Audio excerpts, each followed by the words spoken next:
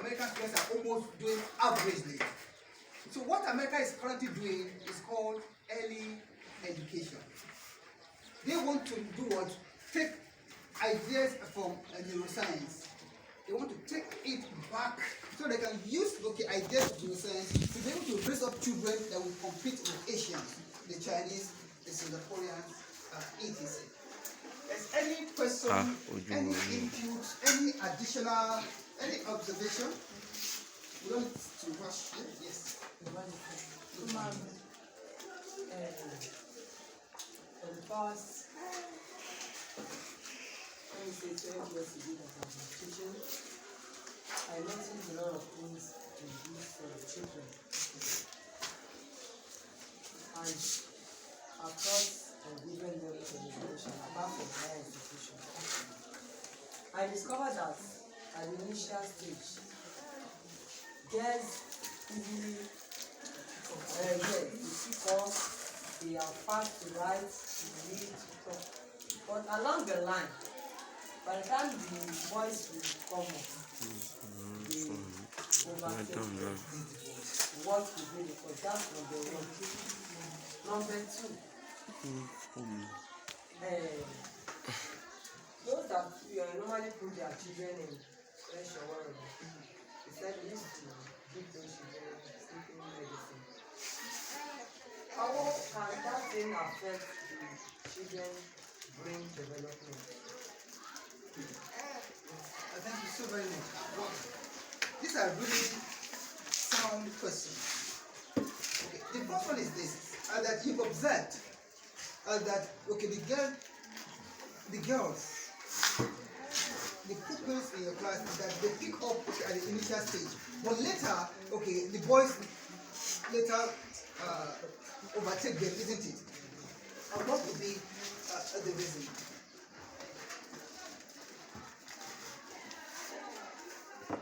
I'm really very sorry. I don't think I have an answer. To that, a convincing answer. I think I've not really read or listened to, or maybe in that case I think I am ignorant. I don't want to give you any. I don't know everything in educational neuroscience. I'm still learning. Why do girls lag behind and allow boys to overtake them? I don't think there's any research that I've come across that I would have shared with you. I'm really very sorry about that. And the other question is yes. It is that they believe that most children are always restless. They are full of energy, and most times, in order to have control of the class, you need to give those ones that have too much of energy, drugs, so that to allow them sleep. It is wrong. It is wrong, and do not forget, every drug that we take has a kind of consequence. Every pill that you take, it has its own future consequences. So we must not encourage that. Do you know that children, infants, they need play. They need to play with each other, and playing itself is part of learning. There are, in the process of really playing, there are one or two things. Apart from the fact that they'll be communicating with each other, and it's helping to do what? To build their language established. There are other things that they can pick up, learn, that they can learn from other children. So play is still part of learning. We must not try to discourage children from playing, because as they are playing, the neurons in their brains are also firing. And there's this popular saying in neuroscience that cells, neurons that fire together, they wire together. So it is important that we incorporate play into our pedagogy, especially for those infants, those kindergartners, etc. So play is good. We should encourage play amongst the preschoolers. I don't know if my response is yes.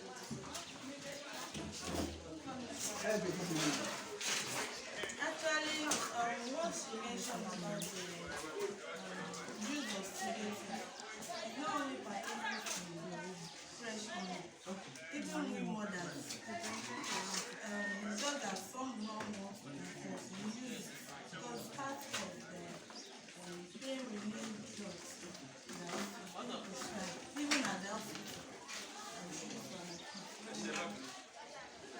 they're having headache or they have immunization and some other things.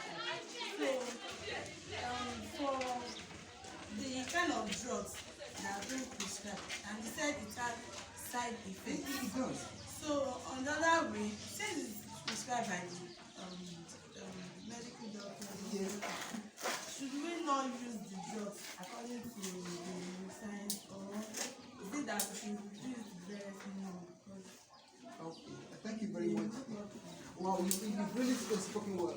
Okay, this is my own response. Okay, do not forget the health industry. They are into business. The health industry are also into a business.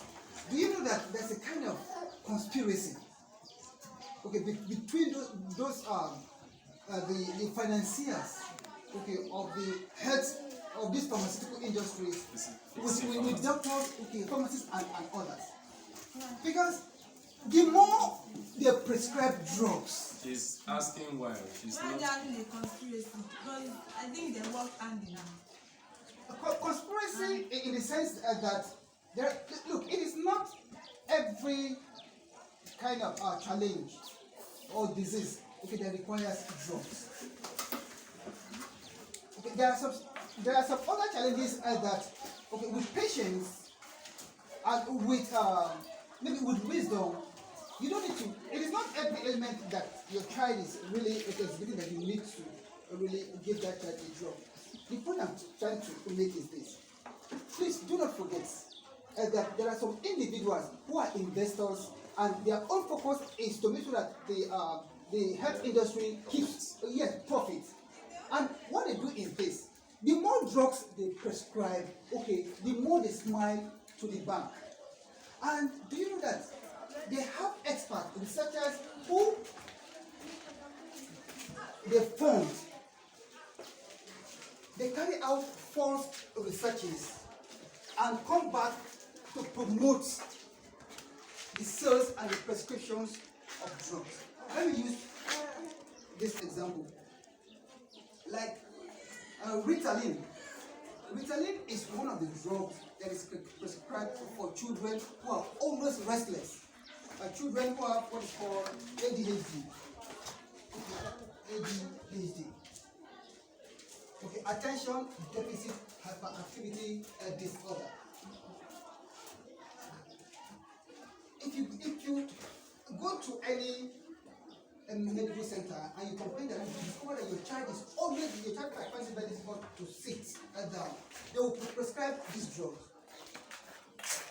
And do you know that there are some doctors who are on the pay list of all these pharmaceutical industries? That as soon as you get to them, they will not even ask maybe very deep questions. As soon as you tell them that your child finds it very difficult, you do what they prescribe, because they are working hand in hand with the financiers of these health industries. Yes. Sorry, sir. Let me buttress what my dear wife is asking about. Because me. So beautiful. You're also a handsome man too. Thank you. Actually, I've been in the system and the industry. She might be at the other side, why I've experienced both before. I was opportune to work with a pharmacy. That's a data pharmacy. I could remember anytime the man is not around, I'll always be the one representing him as a pharmacy. Sometimes he will send me to his particular seminar to represent him. That is where I got the secret in the industry. Yeah. Like you said, there's 100% conspiracy in the medical world. Their corruption is even higher than the police station and court. You won't surprise that at the end of the month, they have different envelopes that goes from all these pharmaceutical companies to most of our doctors in their various wards and matrons. Depending on their prescription of their drugs. If they don't prescribe the drugs, the sales will not meet and the profit will not meet. And each pharmacy pressures this A to Z. In the rap pharmacy, the triple value, they have association. They will bought flash cream, Pfizer Thermocool, Ox Big Fan, and repackage each office of doctors just to send the patients to their own pharmacy. That is from their own conspiracy. But from the maker like Mayer and Bayer, M&B, fixing pharmacy, you have to send envelope to doctors through those pharmacies. Even this, that is why this program that the federal government initiated is not working. If they are just like a subsidy on the medical one, this NHIS is another source of income in Nigeria, in the medical world. So, for instance, you discourage a patient from using which particular drug we normally use for typhoid? Old one, this capsule. Chloramphenicol. Chloramphenicol is very dangerous to the liver. It is very poisonous to the kidney. And you now prescribe drugs that worth about 7,000 naira. That is all these, what do you call this? This latest typhoid, not Anatem, that's malaria. Ciprotab, ciprofloxacin, ceftriaxone, starting from 750 upward. Chloramphenicol is 14 naira, 15 naira then. You will be shocked to see matron and doctor when they sick, when they discover they have data. That same drug that they condemn for the public is what they are using in the hospital. You now ask them, your liver is so strong, you have stone liver, then don't mind that. So there is a lot of conspiracy. If you don't know what is going on, you don't know. How can somebody need drugs from Idiaba and they send him down to Akerubade where they wrote FMC pharmacy? Even ordinary scan and X-ray, they have their own place to send you to. At the end of the day, it's taking envelope. You call it rebate. Accounting people. Rebate, otherwise, they will not say. Even starting from the admission of the students, schools, and the hospital, clinic, all those diagnosis centers, they have their own conspiracy too. They will go to HOD. Please give us 100 out of 3,000. Give us 2,000. So at the end of the day, if you go there and do X-ray, at the end of the day, they don't need all those nonsense results. You even, to be surprised, you'll be shocked that the results coming out of all those places, because they are sending repeat, it's not genuine result. I use my genotype AX throughout my institution stuff. It was when I wanted to marry and discovered that I'm here. I use it throughout. In fact, he even prevented me from marrying a particular lady because it's also an AS. It was later after I married I discovered that, do you know I'm A? Thank you very much, sir, for sharing. So, there's a lot of confusion. Then let me just say this. Presently, there's something called, it has been around, but now the medical world are trying to bring it to rekindle this concept. It's called the placebo effect.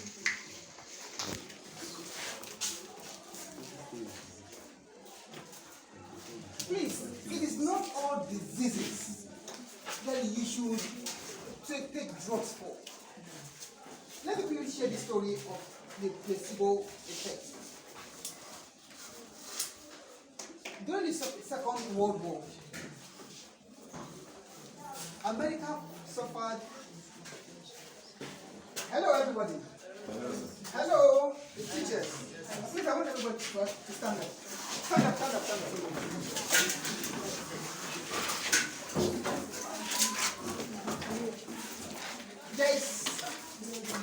Whenever you are teaching your students and you discover that the attention span has really declined. Okay, this is one of the neuroscience induced exercise that you can introduce it.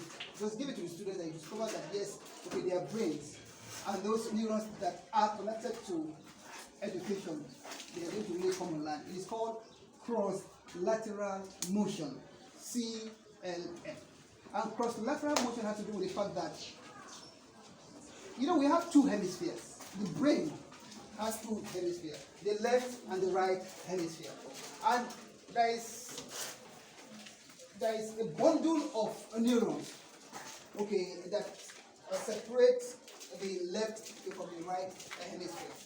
So whenever you do this exercise, it's going to do what? It will provide oxygen, okay, to the currents in the learner's brain, and whatever you teach them that moment will definitely sink.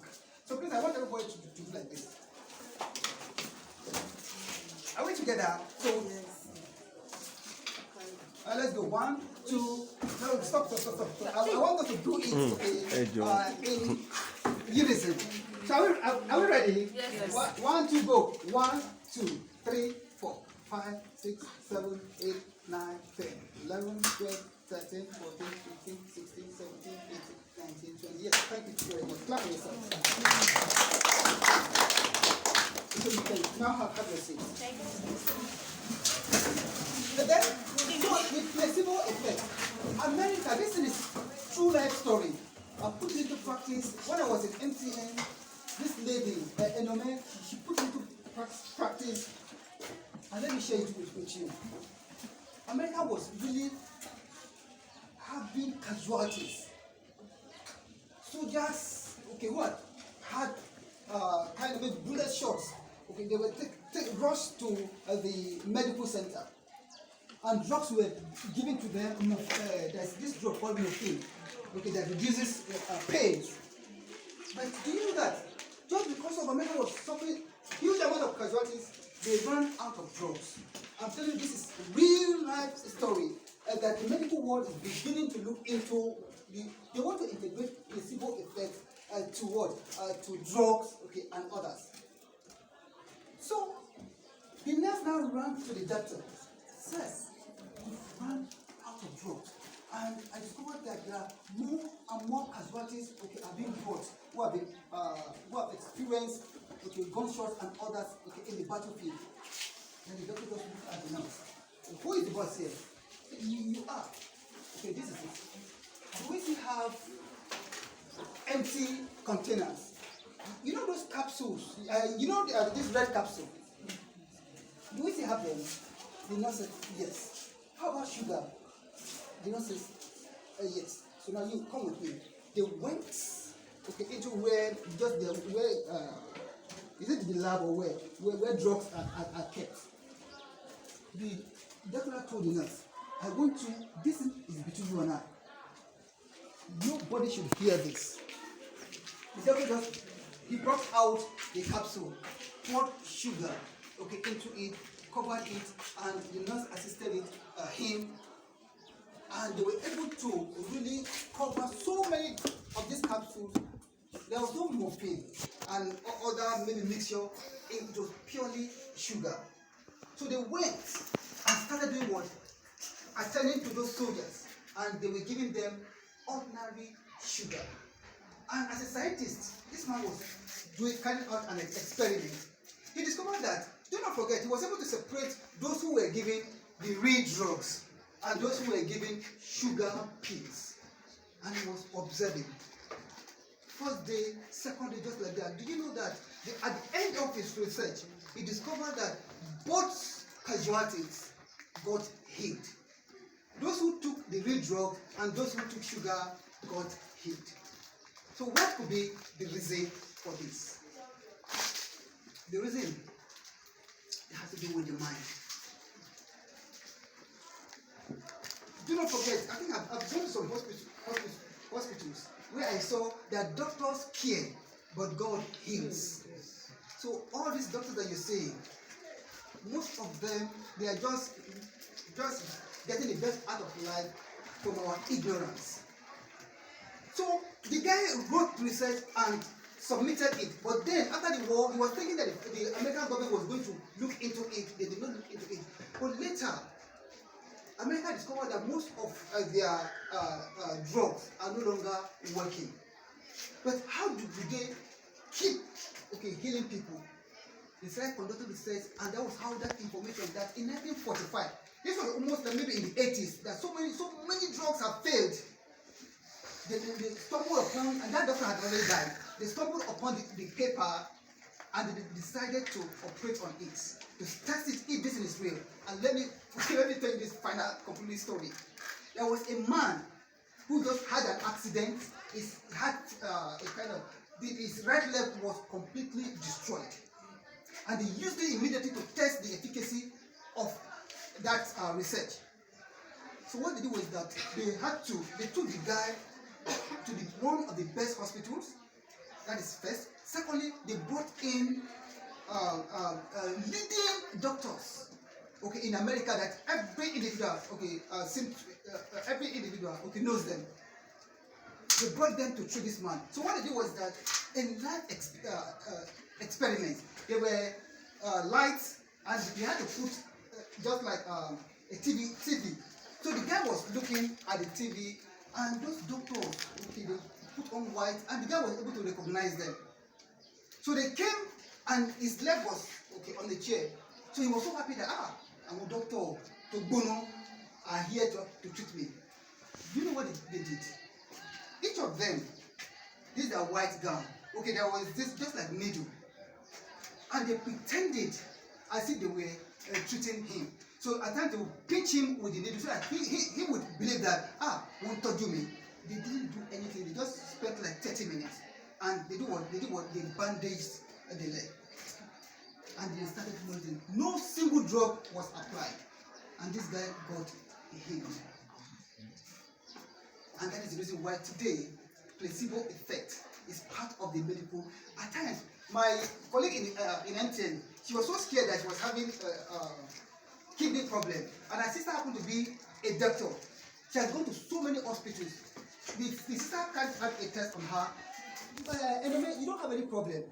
So anyway, said, no, but maybe you are a quack doctor. She went to a final hospital. This guy gave her big capsules. As soon as Anime came home, the doctor's sister was still around. The doctor just laughed. You know what I had? Between the capsule, she opened it and poured it on the paper. Anime, come. I want you to test this thing. Before God the man, she told me this in life. And when I shared this placebo, she said, what? This thing didn't happen to me. She tested it, pure sugar. Pure sugar. So now let's come back to neuroscience. Let's come back to neuroscience, please. Now,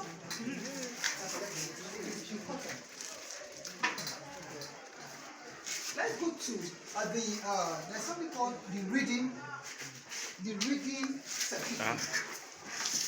Somebody for this. Reading. Yes, this is the reading circuitry. I've told us that for everything that we know how to do, there's a circuit for it, and that circuit contains populations and assemblies of neurons, isn't it?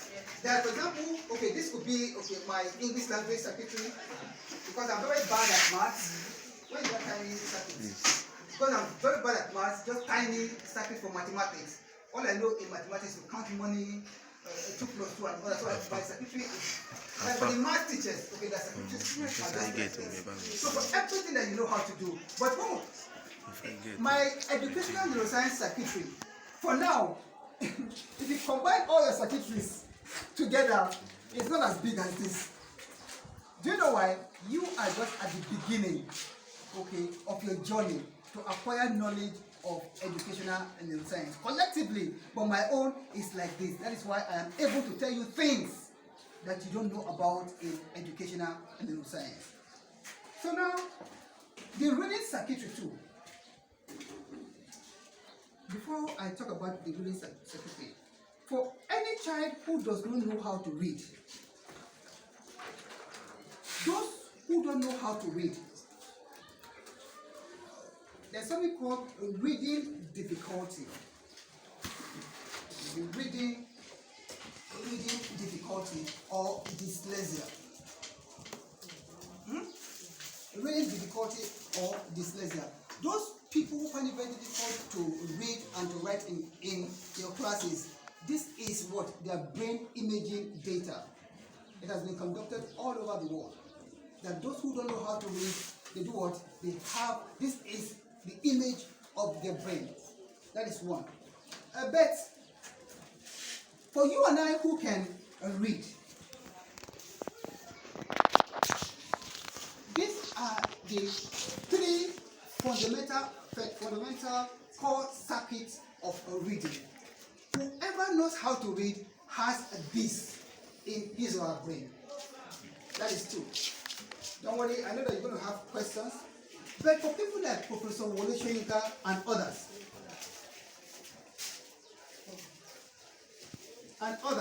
they don't only have those three circuits. This is the picture of their brains. Because Professor Wole Soyinka knows all the vocabulary. He knows how to use prosody. He knows how to use to stress words. He knows how to use speech and others. So these are all the circuits that are responsible for Professor Wole Soyinka's expertness in literature and in English language. Now,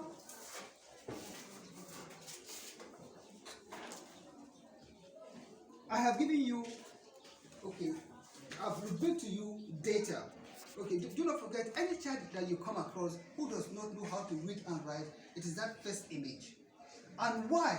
Why do students find it, or why do pupils find it very difficult, okay, to read? Okay, why do they become dyslexic? Let me verbally explain this. God Almighty is perfect. Now, language, the ability to speak,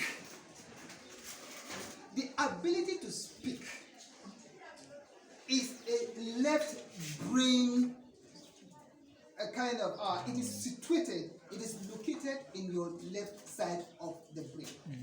Now let me ask you this question. How many hemispheres do we have as human beings? Two hemispheres.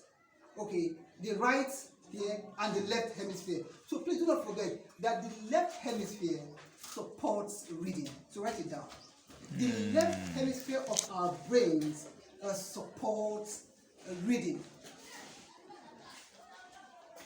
Also, we use the left hemisphere for language.